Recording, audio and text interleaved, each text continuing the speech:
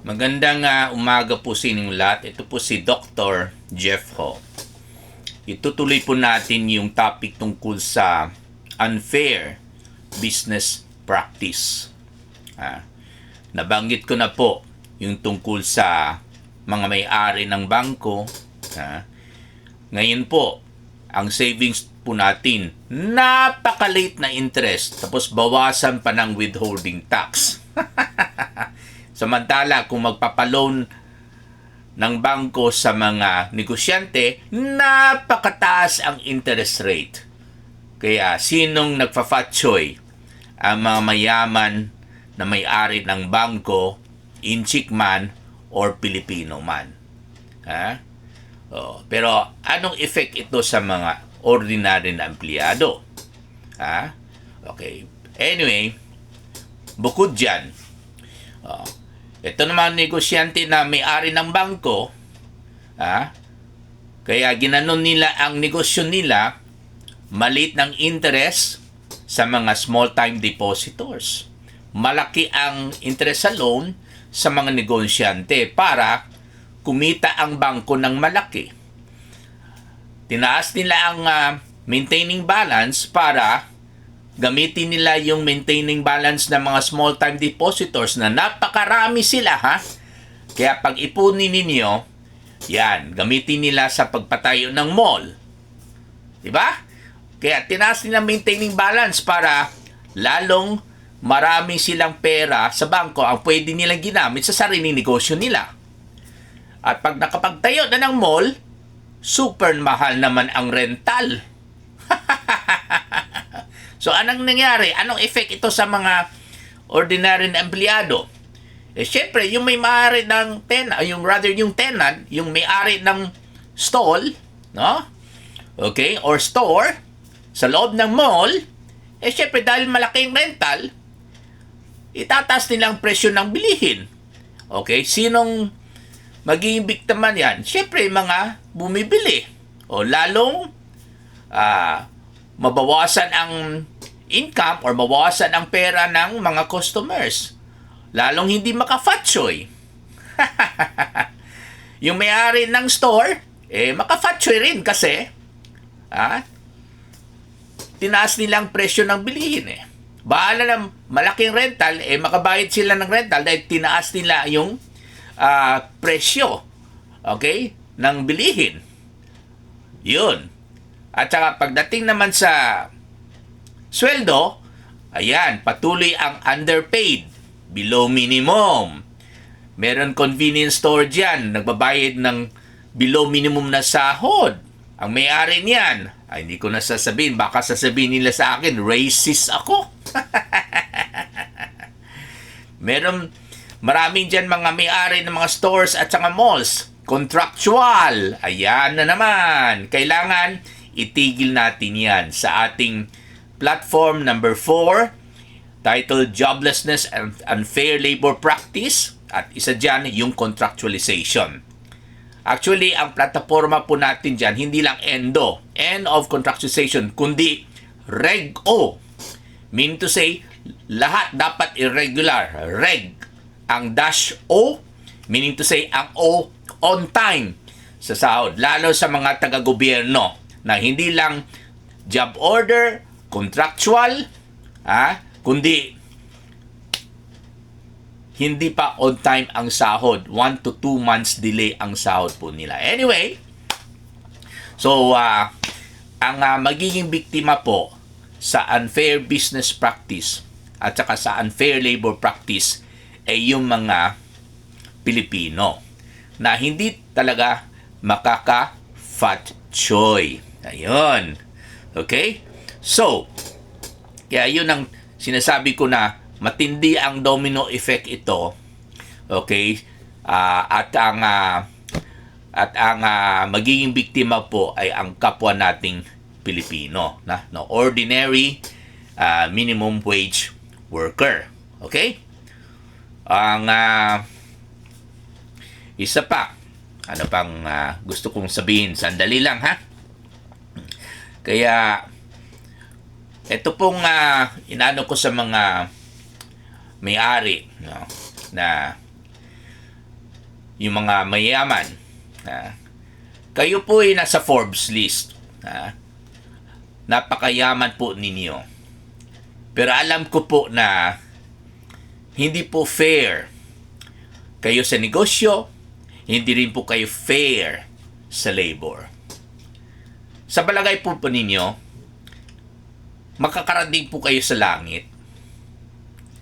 Wala naman pong bangko sa langit eh.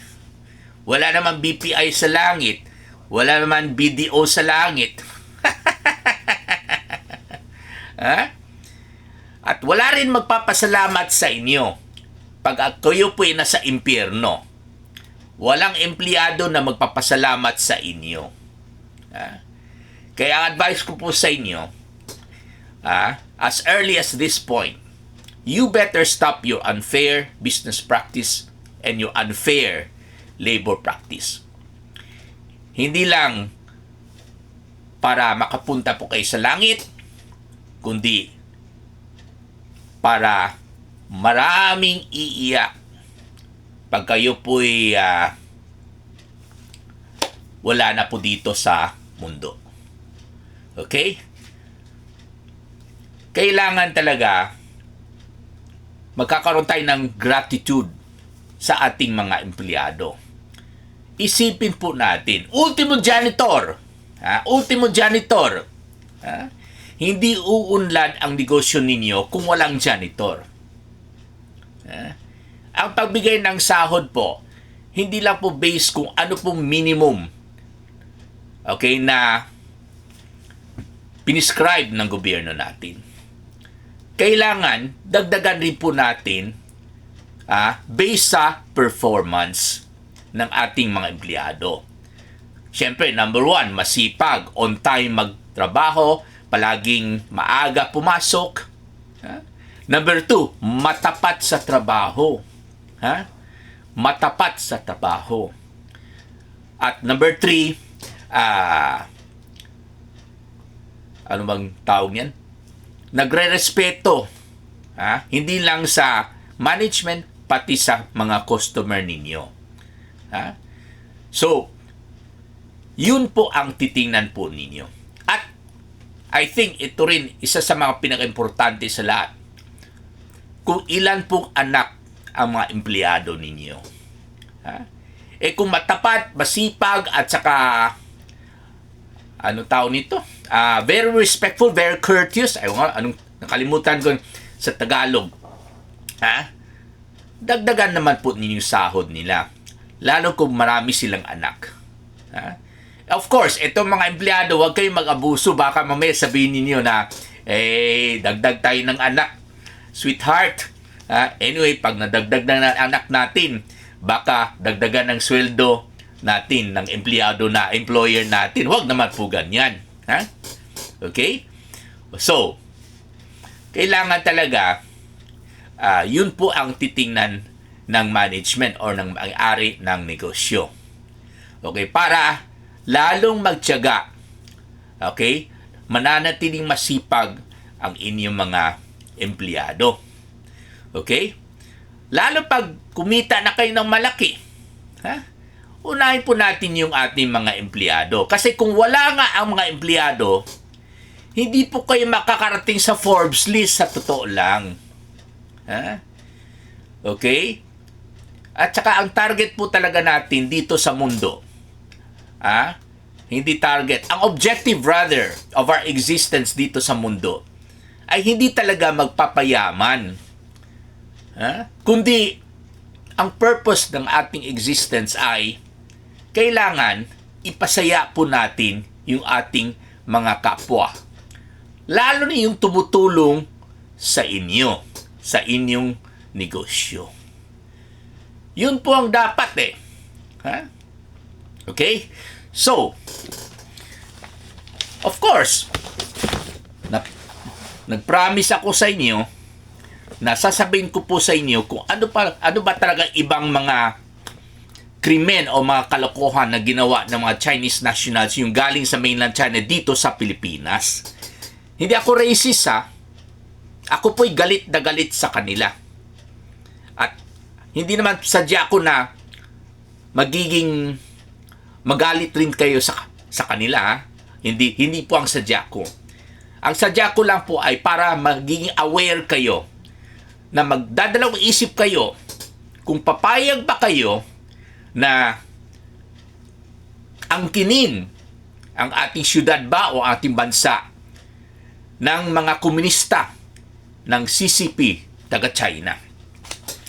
Sa ginawa ng mga Chinese nationals, alam naman natin na alam ng mga gobyerno nila, ng mga miyembro ng CCP na at pumayag sa palagay ko sa ginagawa nila para yung kalokohan nila dito, yung mga illegal na negosyo nila dito sa Pilipinas, illegal gambling, illegal fishing, illegal mining, illegal logging, sex trafficking, human trafficking, or prostitution. Ha? Alam na mga gobyerno nila para yung kinita nila dito ay pupunta sa kanila. Ang dami dito. May smuggled onions. Ayun, na-intercept sa Manila. From China yun, ha? In 6 40-footer container vans. Last August 14, 2018. Nasa Inquirer po ito. Dated September 7, 2018, page 11. November 2018, ayan, may 105 containers ng ceramic tiles from China naman that vanished from the Bureau of Customs. Ayan. At saka may turtles, worth 4.5 million pesos, including exotic species. Ayan. Believed to be owned by an unidentified passenger from Hong Kong. Ayan. Pag Hong Kong, walang iba, Chinese na naman. Kasi ang Hong Kong, under sa China na yan, eh. At may misdeclared shipments of cigarettes and fireworks from China. Ayan. Last March 5, 2018. Okay? At saka meron naman illegal importation of 6 million worth of sugar. Dumating sa Port of Manila from China na naman. Okay? So meron naman na confiscated na smuggled rice from China naman worth 20 million pesos. Last October 25, 2016. At meron naman na confiscated na worth 20 million pesos of foreign smuggled iPhones from China naman. Ayun. Puro China ng China. So, ang mangyari dito ay talagang hindi po makakakunghay fatsoy ang mga Pilipino. Okay? Ang masasabi ko lang po, ang haba po ng nakalista po sa aking sinulat, yung mga krimen na ginawa ng taga-China. Ang masasabi ko lang po, hindi po kung hey fat choy ang mangyari sa mga Pilipino. Kung hindi, kung hey fatay. Dahil sa maraming namamatay dahil sa shabu na ginawa ng mga inchik dito. At saka, kung hey fordoy. Dahil po sa puro mga illegal na ginawa ng mga taga-China dito. Puro mga pagnanakaw ng ating mga kayamanan. At sino pa hindi mafu-fordoy? Maraming salamat po.